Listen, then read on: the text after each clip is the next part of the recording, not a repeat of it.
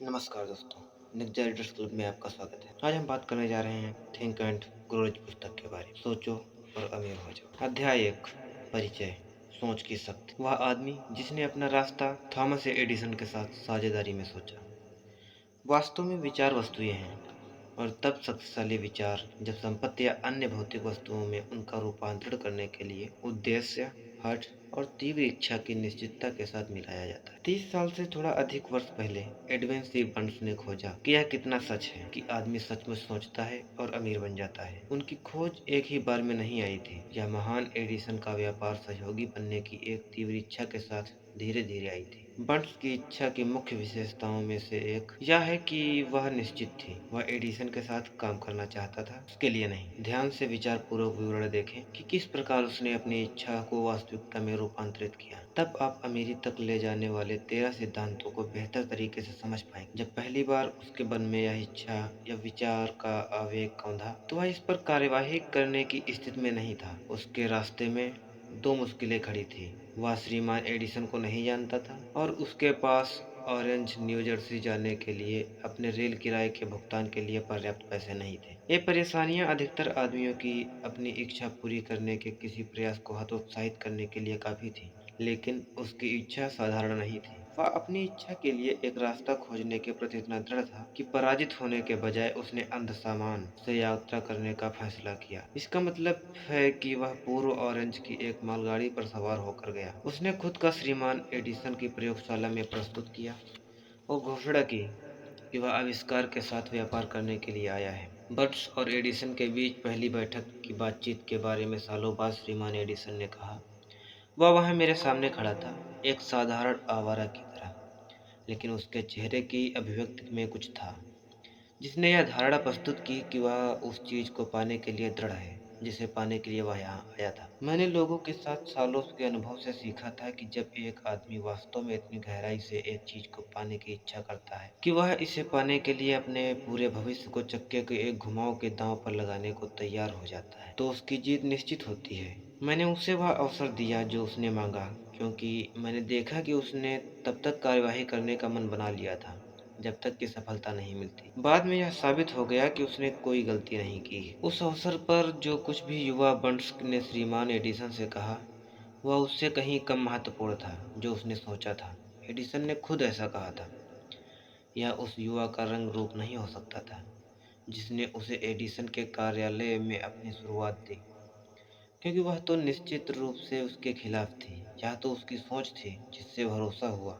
यदि इस बयान का महत्व इसे पढ़ने वाले हर व्यक्ति तक पहुंच जा पाता, तो इस किताब के शेष भागों की कोई जरूरत नहीं होती। बर्न्स तो अपने पहले साक्षात्कार में एडिसन की साझेदारी नहीं मिली थी। उसे एक बहुत ही मामूली मजदूरी पर एडिसन के कार्यालयों में काम करने का अवसर मिला। ऐसा काम जो एडिसन के लिए महत्वहीन था, लेकिन बर्न्स के लिए सबसे अधिक महत्वपूर्ण था, क्योंकि इसने उसे अपना व्यापारिक माल प्रदर्शित करने का अवसर दिया जहां उसका भावी साझेदार इसे देख सकता था। महीने गुजर गए। स्पष्ट रूप से उस प्रतिष्ठित लक्ष्य को जो बर्न्स ने निश्चित प्रमुख उद्देश्य के रूप में अपने दिमाग में स्थापित किया हुआ था, उसे लाने के लिए कुछ भी नहीं हुआ, लेकिन बर्न्स के मन में कुछ महत्वपूर्ण घटित हो रहा था। एडिसन का व्यापार सहयोगी बनने की अपनी इच्छा को वह लगातार तेज कर रहा था। मनोवैज्ञानिकों ने ठीक ही कहा है कि जब कोई व्यक्ति किसी एक बात के लिए सचमुच तैयार होता है, तो यह उसकी बाह्य आकृति में झलकने लगता है। बर्न्स एडिसन के साथ एक व्यापार साझेदारी के लिए तैयार था। इसके अलावा वह तब तक तैयार रहने पर दृढ़ था जब तक कि वह उसे प्राप्त न कर ले जिसे वह खोज रहा था। उसने अपने आप से यह नहीं कहा था, आह क्या फायदा है, मैं आपका मन बदल लूंगा और एक सेल्समैन की नौकरी पाने का प्रयास करूंगा। बल्कि उसने यह कहा था, मैं यहाँ एडिसन के साथ व्यापार करने आया था, और यदि इसमें मेरा शेष जीवन भी लगता है तो मैं इसे अंत तक पूरा करूंगा। उसका यही मतलब था। लोगों के पास कहने के लिए कितनी अलग कहानी रहती है अगर वे एक निश्चित उद्देश्य अपनाते और उस उद्देश्य के साथ तब तक खड़े रहते जब तक उनके सब कुछ पाने वाली जुनून बनने का समय होता। शायद युवा बर्न्स को तब यह पता नहीं था, लेकिन उसने दृढ़ संकल्प एक ही इच्छा के लिए खड़े रहने की अपनी हठ सभी बाधाओं को कुचल डालने और उसे यह अवसर जिसकी वह खोज कर रहा था, उसकी और नियत किया हुआ था। जब अवसर आया तो वह बर्न्स की उम्मीद की तुलना में एक अलग रूप में और एक अलग दिशा से प्रकट हुआ था। वह अवसर की चालों में से एक है। पिछले दरवाजे से सरक कर आने की इसकी धूर्त आदत है और अक्सर यह दुर्भाग्य या अस्थायी हार के रूप में भेष बदल कर आता है। शायद यही कारण है कि बहुत सारे लोग अवसर को पहचान करने में विफल करते हैं। श्रीमान एडिसन ने अभी-अभी उस समय एडिसन डिटेक्टिंग मशीन, अब एडिफोन नाम से जानी जाने वाली एक कार्यालय डिवाइस बनाई ही थी। उनके सेल्समैन मशीन से उत्साहित नहीं थे। उन्हें विश्वास नहीं था कि उसे बड़े प्रयास के बिना बेचा जा सकेगा। बर्थ ने अवसर देखा। यह एक अजीब दिखने वाली मशीन में छुपा हुआ चुपचाप रेंगकर अंदर आया था, जिसने और किसी को नहीं बल्कि बर्न्स और आविष्कारक के प्रभावित किया। बर्न्स जानता था कि वह एडिसन की डिटेक्टिंग मशीन बेच सकता है। उसने एडिसन को इसका सुझाव दिया और तुरंत अवसर पा लिया। उसने मशीन बेची। वास्तव में उसने इसे इतनी सफलतापूर्वक बेचा कि एडिसन ने उसे देश भर में मशीन वितरित करने का और बेचने का अनुबंध दिया। इस व्यापार साझेदारी से नारा बना, एडिसन द्वारा बनाया गया और बर्न्स द्वारा स्थापित किया गया। व्यापार गठबंधन 30 से अधिक वर्षों से चल रहा है। इसके जरिए बर्न्स ने खुद को अमीर बनाया, बल्कि उसने कुछ अनंत रूप से अधिक किया है। उसने साबित कर दिया कि आप सचमुच सोचकर अमीर बन सकते हैं।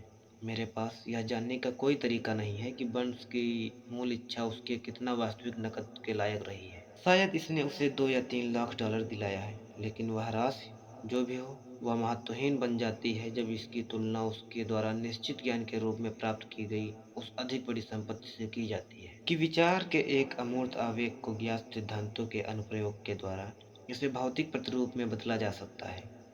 बर्ट ने खुद को पूरी तरह से महान एडिसन के साथ एक साझेदारी में समझा। उसने खुद को एक अच्छे भागी में समझा। उसके पास आरंभ करने के लिए कुछ नहीं था, सिवाय यह जानने की क्षमता के कि वह क्या चाहता है, और इच्छा के साथ तब तक खड़े रहने का दृढ़ संकल्प के जब तक कि वास्तविकता न बन जाए। उसके पास शुरू करने के लिए पैसा नहीं था। वह कोई प्रभावशाली व्यक्ति नहीं था, लेकिन उसके पास पहल, विश्वास और जीतने की इच्छा थी। इन अमूर्त शक्तियों के साथ उसने खुद को आज तक के महानतम आविष्कारक के साथ नंबर 1 व्यक्ति बनाया। अब एक अलग स्थिति से देखते हैं और एक आदमी का अध्ययन करते हैं जिसके पास धन और अनेक अमूर्त साधन थे, लेकिन उसने इन्हें खो दिया क्योंकि वह उस लक्ष्य से जिसे वह खोज रहा था महज 3 फुट पहले रुक गया था। यह कहानी है एक व्यक्ति की जो सोने की खोज करता है और मात्र सोने से 3 फुट पहले खुदाई में रुक जाता है। विफलता के सबसे सामान्य कारणों में से एक अस्थायी हार द्वारा पैदा होने वाली अड़चन के कारण भाग खड़े होने की आदत है। हर व्यक्ति कभी न कभी इस गलती का दोषी होता है। आर यू डार्बी के एक अंकल गोल्ड रश के दिनों में स्वर्ण बुखार से ग्रस्त हो गए थे और खुदाई करके अमीर बनने पश्चिम चले गए थे। उन्होंने कभी नहीं सुना था कि पृथ्वी से निकाले गए आज तक के सोने की तुलना में अधिक सोना आदमियों के दिमाग से खनन किया गया है। उन्होंने दावा किया और कुदावली और फावड़े से काम करने चले गए। जाना बहुत कठिन था, लेकिन सोने की उनकी लालसा निश्चित थी। सप्ताहों के श्रम के बाद वे चमकने वाले अयस्क के खोज के द्वारा पुरस्कृत हुए। अयस्क के सतह पर लाने के लिए उन्हें मशीनरी की जरूरत थी। उन्होंने चुपचाप खदान को ढक दिया। विलियम्सबर्ग, मैरीलैंड ने अपने घर की ओर जाने वाले नक्शे कदमों को दोहराया। अपने रिश्तेदारों और कुछ पड़ोसियों को खोज के बारे में बताया। उन्होंने आवश्यक मशीनरी के लिए पैसा इकट्ठा किया, उसे भिजवा दिया। अंकल और डार्बी खदान का काम करने के लिए वापस चले गए। अयस्क की पहली कार का खनन किया गया और उसे एक प्रगलनशाला को भेज दिया गया। उसके लाभ ने साबित कर दिया कि उनके पास कोलोराडो की सबसे समृद्ध खानों में से एक थी। अयस्क की कुछ और कारें कर्जे में निपटा देती, तब तक एक बड़ा लाभ हाथ आता। खुदाई गहरी होती गई। डार्बी और अंकल की उम्मीदें ऊपर चढ़ती गईं। फिर कुछ हुआ। स्वर्ण अयस्क की वाहिनी गायब हो गई। वे इंद्रधनुष के अंत पर पहुंच गए थे और सोने का कटोरा अब नहीं रह गया था। फिर वे वाहिका खोजने की कोशिश करते हुए वे बेतहाशा खुदाई करते रहे, पर कोई फायदा नहीं हुआ। अंत में उन्होंने छोड़ देने का फैसला किया। उन्होंने सारी मशीनरी कुछ $100 में एक कबाड़ी को बेच दी और वापस घर के लिए ट्रेन पकड़ ली। कुछ कबाड़ी बेवकूफ़ होते हैं, लेकिन यह नहीं था। उसने खदान को देखकर एक छोटी सी गणना करने के लिए एक खनन इंजीनियर को बुलाया। इंजीनियर ने सलाह दी कि परियोजना विफल रही क्योंकि मालिक कमियों की लाइनों से परिचित नहीं। उसकी गणना ने दिखाया कि खुदाई उस जगह से महज 3 फुट दूर होती जहाँ पर डार्बी ने खुदाई बंद कर दी थी, और वह बिल्कुल उसी जगह पर पाई गई। कबाड़ी ने खदान से अयस्क में करोड़ों डॉलर कमाए क्योंकि वह हार मानने से पहले विशेषज्ञ की सलाह लेने के बारे में पर्याप्त जानता था। अधिकांश पैसा जो मशीनरी में चला गया था, आरयू डार्बी, जो एक बहुत ही युवा आदमी था, के प्रयासों से प्राप्त हुआ था। वह पैसा उसके रिश्तेदारों और पड़ोसियों के उसमें विश्वास के कारण प्राप्त हुआ। उसने हर डॉलर का भुगतान किया, हालांकि ऐसा करने में उसे सालों लगे। लंबे समय बाद श्रीमान डार्बी ने अपने नुकसान की कई गुना भरपाई कर ली जब उन्होंने यह खोज कर ली कि इच्छा को सोने में रूपांतरित किया जा सकता है। यह खोज उनके जीवन बीमा बेचने के व्यवसाय में जाने के बाद हुई। यह याद करते हुए कि उसने एक बहुत बड़ा सौभाग्य खो दिया क्योंकि वह सोने से 3 फीट पहले रुक गया था। डार्बी को अपने चुने हुए कार्य में इस अनुभव से लाभ हुआ, खुद से यह पहले ही एक सरल विधि द्वारा, कि मैं सोने से 3 फुट पहले रुक गया था, लेकिन अब मैं कभी भी इसलिए नहीं रुकूंगा कि जब मैं लोगों को बीमा खरीदने के लिए कहता हूँ तो वे नहीं कहते हैं। डार्बी सालाना $1 लाख से अधिक का जीवन बीमा बेचने वाले 50 लोगों में से एक है।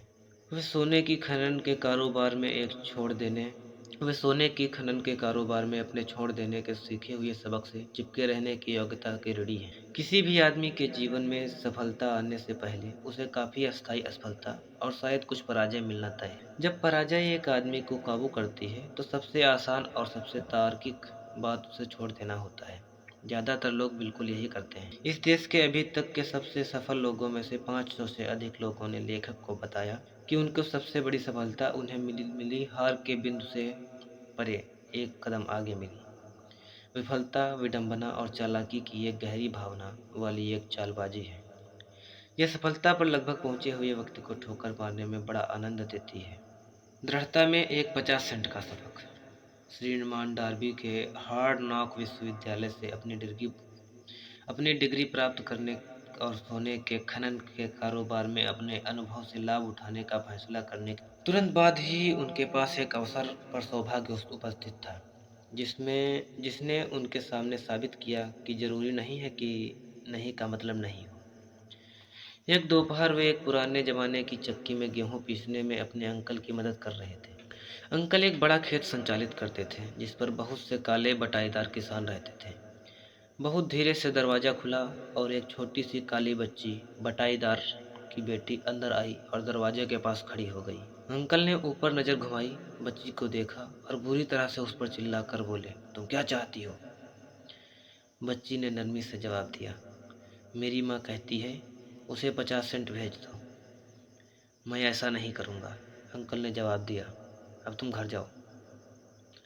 हाँ अच्छा, बच्ची ने उत्तर दिया, लेकिन वह गई नहीं। अंकल अपने काम में लग गए। वह अपने काम में इतने व्यस्त हो गए कि उन्होंने यह देखने पर जरा भी ध्यान नहीं दिया कि वह बच्ची गई नहीं है। जब उन्होंने दोबारा ऊपर देखा और उसे अभी भी वहाँ खड़े देखा तो वे उस पर चिल्लाए, मैंने तुम्हें अपने घर जाने के लिए कहा था, अब जाओ, नहीं तो मैं तुम्हारे पास आता हूँ। छोटी लड़की ने कहा, ठीक है, लेकिन वह 1 इंच भी नहीं हिली। अंकल ने अनाज की बोरी जिसे वे मिल हॉपर में डालने वाले थे पटक दी, बैरल का एक डंडा उठाया और अपने चेहरे पर कठोरता के संकेत की एक अभिव्यक्ति के साथ बच्चे की ओर बढ़ना शुरू कर दिया। डार्बी ने अपनी सांस रोकी। वह निश्चित था कि वह एक हत्या का गवाह बनने वाला है। वह जानता था कि उसके अंकल का गुस्सा तेज है। वह जानता था कि देश के उस हिस्से में काले से गोरे लोगों के बात का विरोध करने की उम्मीद नहीं की जाती थी। जब अंकल उस जगह पहुंचे जहां वह बच्ची खड़ी थी, उसने तुरंत एक कदम आगे बढ़ा दिया, ऊपर उनकी आंखों में देखा और अपनी तीखी आवाज में पूरे जोर से चिल्लाई, मेरी माँ को 50 सेंट चाहिए। अंकल रुक गए। 1 मिनट के लिए उसे देखा और फिर धीरे धीरे बैरल वाला डंडा फर्श पर रख दिया। अपने हाथ अपनी जेब में डाले, आधा डॉलर बाहर निकाला और उसे दे दिया। बच्ची ने पैसे ले लिए और उस व्यक्ति पर से जिस पर उसने अभी अभी विजय प्राप्त की थी, अपनी आंखें बिल्कुल हटाए बिना धीरे धीरे से वापस दरवाजे की ओर चली गई। उसके चले जाने के बाद अंकल एक बॉक्स पर बैठ गए और खिड़की से बाहर आसमान में 10 मिनट से भी अधिक समय तक ताकते रहे। विस्मय से उस भारी हार पर जो उन्हें अभी मिली थी, वे विचारमग्न थे। श्रीमान डार्बी भी कुछ सोच रहे थे। उनके सारे अनुभव में यह पहली बार था कि उसने किसी काले बच्चे को जानबूझकर किसी गोरे वयस्क व्यक्ति पर प्रभुत्व प्राप्त करते देखा था। उसने यह कैसे किया? उनके अंकल को क्या हुआ जिसके कारण उन्होंने अपनी बर्बरता खो दी और एक भेड़ के बच्चे की तरह विनम्र बन गए? उस बच्ची ने कौन सी अजीब शक्ति का इस्तेमाल किया जिसने उसे उससे बड़े पर जीत दिला दी? ये और अन्य किसी तरह से सवाल डार्बी के मन में चमके, लेकिन वे सालों बाद तक जब उन्होंने मुझे यह कहानी सुनाई, उसका जवाब नहीं ढूंढ पाए। हैरत की बात है, इस असामान्य अनुभव की कहानी लेखक को उसी पुरानी मिल गई में सुनाई गई, ठीक उसी जगह जहां अंकल को उनकी भारी हार मिली। यह भी हैरत की बात है, मैंने एक सदी का लगभग एक चौथाई भाग उस सत्य का अध्ययन में समर्पित किया था जिसने एक अज्ञानी अनपढ़ काले बच्चे को एक बुद्धिमान जी आदमी से जीतने में